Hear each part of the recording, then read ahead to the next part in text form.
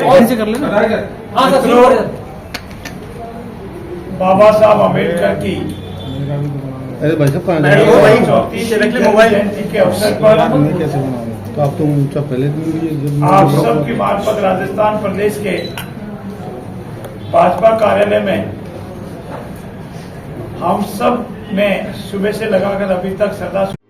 Emergency condition में कोई आपके साथ हो ना हो, Sanjeevani multi speciality hospital and trauma centre हमेशा आपके साथ है। 24 घंटे इमरजेंसी सेवाएं और सभी टीपी एवं मुख्यमंत्री आयुष्मान योजना द्वारा कैशलेस इलाज उपलब्ध। संजीवनी हॉस्पिटल, सिविल लाइंस, अजमेर। और कर लेना। हाँ सर, बाबा साहब अम्बेडकर की अरे भाई साहब कहाँ मोबाइल जयंती के अवसर पर कैसे बना रहे? तो आप तो ऊंचा पहले दिन आप सबकी मार्फत राजस्थान प्रदेश के भाजपा कार्यालय में हम सब ने सुबह से लगाकर अभी तक श्रद्धा सुमन अर्पित किए हैं। अनेक कार्यक्रम हुए हैं।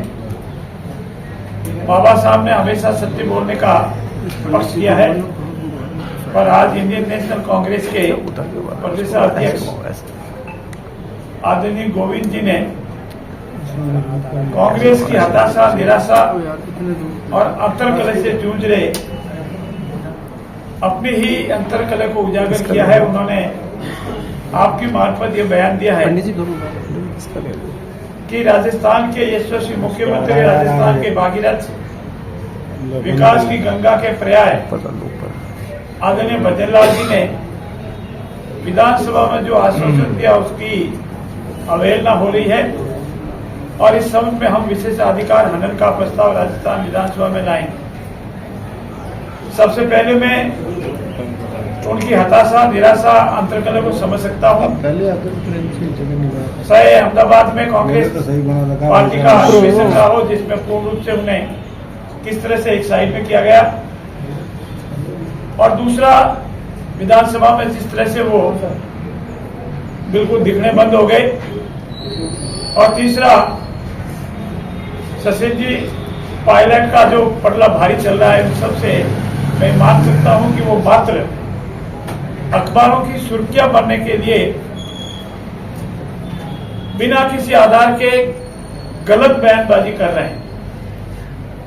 विशेषाधिकार हनन कब लगता है, कैसे लगता है, मेरा मानना ऐसा है, पहला मेरा ये भ्रम था कि नहीं वो बहुत जानकार है, विधानसभा के कार्य और प्रणाली से पूर्ण रूप से परिचित है, लेकिन आज के उनसे बयान से लगता है कि वो इससे परिचित नहीं है। अगर किसी माननीय सदस्य का विधानसभा के अंदर किसी विशेष अधिकार का हनन होता है तो उसमें प्रश्न पैदा होता है कि विशेष अधिकार का हनन होता है या नहीं। माननीय मुख्यमंत्री जी ने अपने बजट सत्र के दौरान जो बात कही वो विकास से संबंधित थी। अनेक विधायकों ने अपने अपने क्षेत्र में विकास से संबंधित बात कही। माननीय यशस्वी मुख्यमंत्री जी ने कहा था कि मैंने बजट से पहले प्रतिपक्ष के नेता को स्वयं ने फोन कर उनसे निवेदन किया था कि आपकी पार्टी के कार्यकर्ता अगर संकोच से या पार्टी के विधायक संकोच से अपने क्षेत्र के विकास की कोई बात नहीं रखते हैं तो आपकी मार्फत आप इकट्ठा करके मुझे भेज दें। और उन्होंने ये भी कहा था कि मैंने प्रयास किया है कि राजस्थान के 200 के 200 विधानसभा क्षेत्रों में यथा योगी एक समान विकास के कार्य हो, और उन्होंने विधानसभा में भी ये आश्वासन दिया था कि जो भी विधायक अपने विधानसभा क्षेत्र के विकास की बात लाएगा यथा होगी उसकी पूर्ति होगी।